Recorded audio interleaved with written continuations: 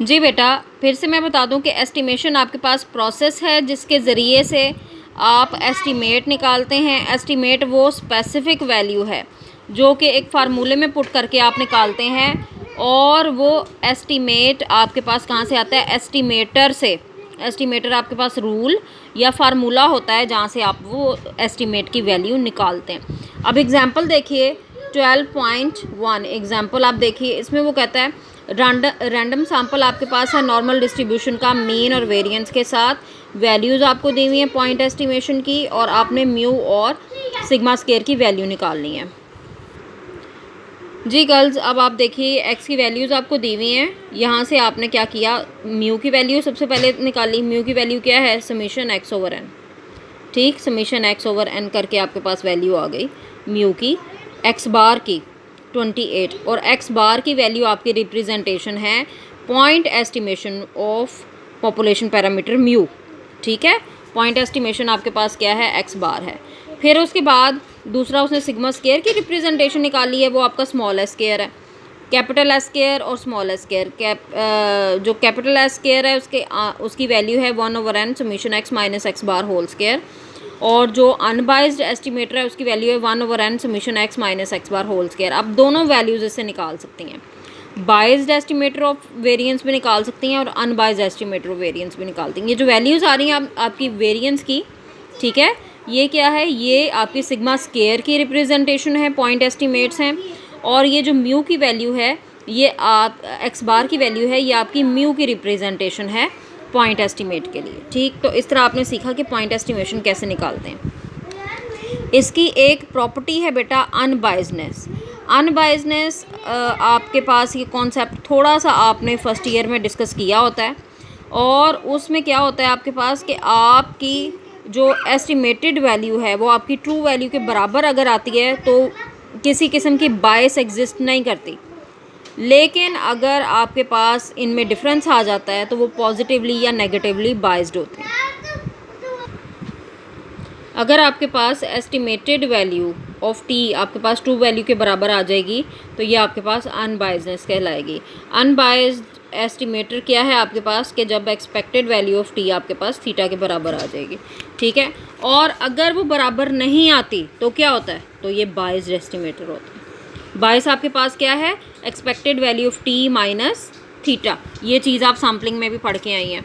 अब टी आपके पास क्या है? टी आपके पास अनबाइज्ड एस्टिमेटर है, और थीटा आपके पास पॉपुलेशन पैरामीटर है। इनमें अगर डिफरेंस आएगा तो वो बायस कहलाएगा। बायस क्या होता है? फर्स्ट ईयर में पढ़ा आपने, सिस्टमैटिक कंपोनेंट ऑफ एरर है। ऐसा एरर जो कि एग्जिस्ट हुआ और फिर ग्रेजुअली वो बढ़ता चला जाता है, वो सैम्पल साइज से भी कम नहीं होता। सैम्पलिंग एरर आपके पास सैम्पल साइज बढ़ाने से कम हो जाता है, लेकिन बायस्ड ऐसा आपके पास सिस्टमैटिक एरर कंपोनेंट है जो कि बढ़ता चला जाता है। जैसे डाटा में आपने लिखना था 87, गलती से आपने लिख दिया 78। अब जहाँ जहाँ वो चीज़ आपकी यूज़ होगी, 78 आप मीन में यूज़ कर रही हैं सम के लिए, वेरिएंस में स्केयर्ड हो जाता है, इधर उधर जिधर भी वो वैल्यू एग्जिस्ट करेगी वो वैल्यू एरर कंडक्ट करती चली जाएगी, बढ़ता चला जाएगा वो सिस्टमेटिकली एरर जैसे जैसे वो चलेगा। लेकिन आप जब तक उस पॉइंट पे आके 87 को 78 से रिप्लेस नहीं करेंगी तब तक वो एरर बढ़ता चला जाएगा जहाँ जहाँ वो वैल्यू यूज़ होगी। अब ये सिचुएशन आपकी बायस के लिए है। ठीक है, सैम्पलिंग एरर क्या होता है कि वो डिफरेंस अगर आ रहा होता है तो सैम्पल साइज़ बढ़ाने से वो चीज़ ख़त्म हो जाती है क्योंकि वो पॉपुलेशन के नियर मोस्ट चला जाता है। अब इसी तरह ये आपके पास बायस की इसने फार्मूले के ज़रिए भी डेफिनेशन दे दी कि एक्सपेक्टेड वैल्यू ऑफ टी आपके पास बायस आपके पास expected value of T minus theta के बराबर आ गया। ठीक है जी, अब ये उसके अननोन वो दिए हुए 12.2 एग्जाम्पल चेक करिए। आपके पास मेंबर्स दिए हुए 2, 4, 6, 8, 10। ठीक है जी, आपने कंसिडर किए तमाम के तमाम साइज़ 2 के सैम्पल, ठीक है, जो कि विद रिप्लेसमेंट से निकले हैं पॉपुलेशन से, और आपके पास सैम्पल वेरिएंस क्या है? Summation X minus X bar whole square over N, वो सिग्मा स्केयर की रिप्रेजेंटेशन है, और आपके पास अननोन जो अनबाइज्ड एस्टिमेटर है उसके लिए भी एस स्केयर की उसने वैल्यू दे दी कि डेविएशन डिवाइडेड बाय n-1 आपके पास अनबाइज्ड एस्टिमेटर है। अब ये दो चीज़ें आपने साबित करनी है, यानी एस स्केयर की वैल्यू सिग्मा स्केयर के लिए बाइज्ड वैल्यू देगा। बाइज्ड का मतलब है कि दोनों ने बराबर नहीं आना, और ये अनबाइज्ड वैल्यू देगा, यानी आपके पास सिग्मा स्केयर की वैल्यू किसके बराबर आ जाएगी, स्मॉल एस स्केयर के बराबर आ जाएगी। हम चेक कर लेते हैं। सबसे पहले आपने वैल्यू ले ली, ठीक है, और उसका स्केयर कर लिया, क्योंकि पॉपुलेशन की वैल्यूज़ भी तो चाहिए ना, ये पॉपुलेशन ही है।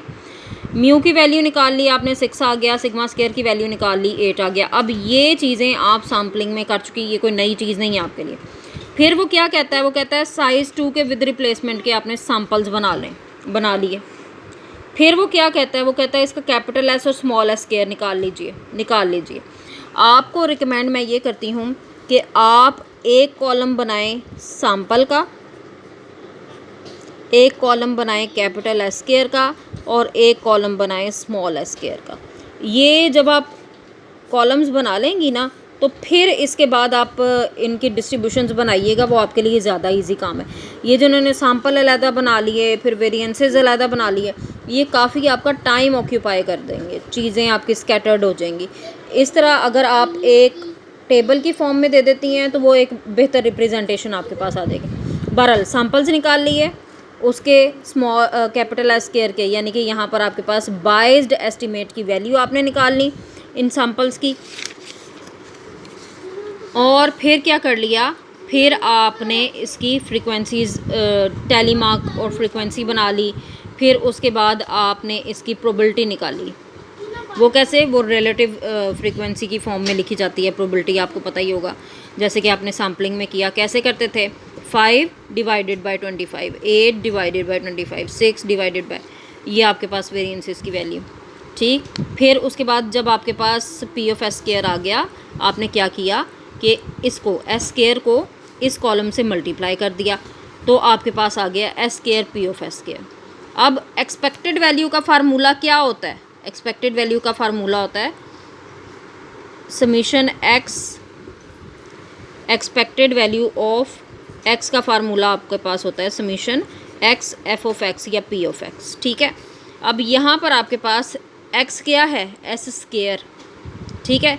तो ये फार्मूला आपने एक्सपेक्टेड वैल्यू का लगाया समीशन एक्स पी एक्स, यानी कि S square P of S square. तो जो वैल्यू पुट की वो इस कॉलम का टोटल है, ये आपके पास आ गई आपकी एस्टिमेट की वैल्यू। अब ये देखिए, पीछे आपने सिग्मा स्केयर की वैल्यू निकाली, वो तो 8 आ रही थी, ठीक है। यहाँ पर आपके पास एक्सपेक्टेड वैल्यू एस स्केयर जो है वो 4 आ रही है। तो 4 तो 8 के बराबर नहीं है। इसका मतलब है पहला पार्ट आपका बिल्कुल ठीक साबित हो गया है कि ये बायस्ड एस्टिमेटर है आपके पास। डिवाइडेड बाय एन वाला जो फार्मूला है वेरिएंस का, वो बायस्ड एस्टिमेटर है, वो एक्यूरेट वैल्यू नहीं दे रहा, बराबर नहीं आ रहा। अब दूसरा आपने काम किया, वो जो सैम्पल निकले हुए थे उससे अनबायस्ड एस्टिमेटर की वैल्यू निकाली, ठीक है जी। ये वैल्यूज़ निकल आई हैं।